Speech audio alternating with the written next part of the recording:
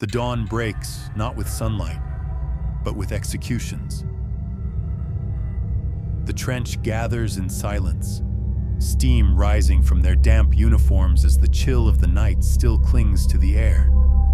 The condemned is brought forward, a guardsman no different from the rest, his eyes hollow, his hands trembling not from fear, but resignation.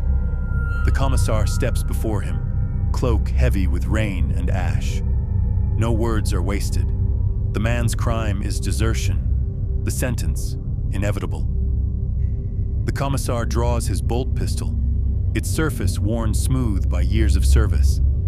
The weapon is blackened brass and sanctified iron, the Imperial aquila etched into its side like a relic of faith and death alike. He does not hesitate. Hesitation is heresy.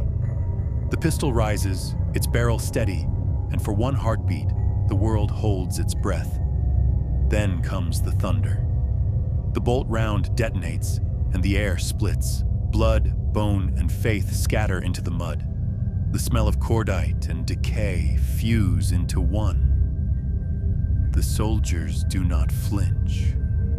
They have learned not to. Instead, they watch. They remember. They understand. The commissar holsters his weapon and speaks, his voice a blade drawn across the soul of every man present. Discipline is not cruelty, he says. It is the Emperor's mercy made flesh. Through obedience, you are made pure. No one answers. None dare. He turns and walks the line, boots leaving clean, precise prints in the mire. Behind him, the body of the condemned sinks slowly into the mud, as though the world itself is eager to erase all traces of rebellion. The only thing that remains is the echo of that single, final word, mercy, and the bitter taste of iron in every breath. Later, when the bombardment resumes and the guardsmen once again rise to meet the storm, some will fight harder, not from courage, but from memory. The lesson of the bolt pistol is eternal. Death is quick, but shame lingers. In this way, the commissar ensures the line holds, not with banners or hope, but with fear sanctified by faith. Each soldier becomes both executioner and victim, knowing that to falter is to be judged, and to survive is to become complicit. The trench becomes a cathedral without walls. Every shot fired is a prayer. Every corpse is an offering, and standing at the altar of ruin, the commissar remains unshaken, the last priest of a faith that feeds on blood and silence. The shelling fades into something like quiet, though even silence here carries the weight of distant thunder. Beneath that fragile stillness, the trench breathes, a living tomb of men too stubborn to die, too afraid to hope.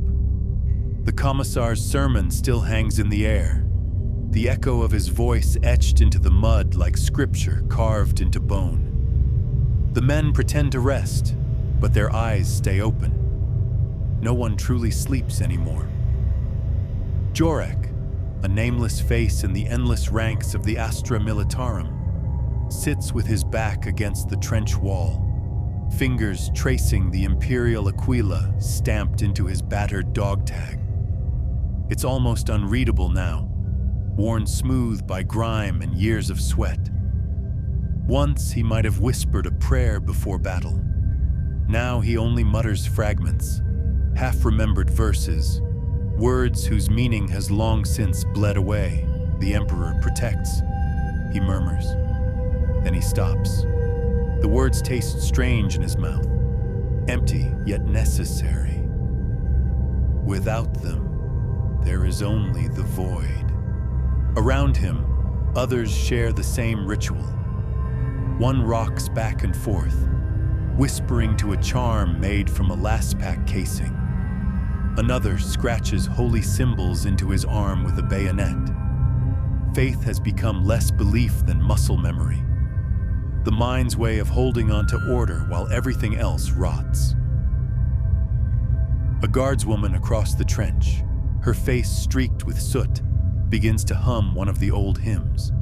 Her voice trembles but does not break. It spreads, catching among the weary like a spark drifting through oil. Soon, the trench is filled with the low murmur of prayer. Not triumphant, not even hopeful, but desperate. A prayer spoken not to the emperor, but into the void, as though sound itself can keep the darkness from closing in. The commissar listens from a distance, arms folded behind his back. His expression is unreadable, lit by the glow of a burning Prometheum lamp. To him, this noise, this fragile defiance, is both weakness and strength. It is what keeps them standing.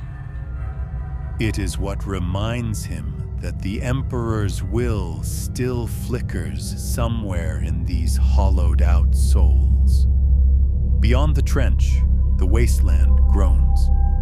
Distant engines whine like ghosts, and the horizon flickers with the faint phosphor glow of enemy artillery, preparing its next sermon of destruction. The commissar closes his eyes and offers a private prayer, not for victory, but for endurance. He knows victory no longer belongs to men like them. Victory belongs to myth, to the saints carved into the cathedrals of Terra. Here, there is only survival. When dawn finally bleeds across the ruins, a dawn not of light, but of red smoke and ash, the guardsmen rise again. They lift their weapons as if lifting crosses. The hymn fades, swallowed by the hiss of ignition and the grind of armored treads in the distance. And for a fleeting moment, Jorek feels something like faith again. Not the kind written in holy books, but the kind born in mud and blood.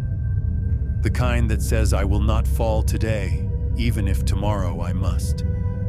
The Emperor may never hear them. The commissar may never care. But still, they rise. Still, they fight. Still, they pray into the smoke. Because in the Imperium, faith is not belief. It is endurance wearing the mask of devotion.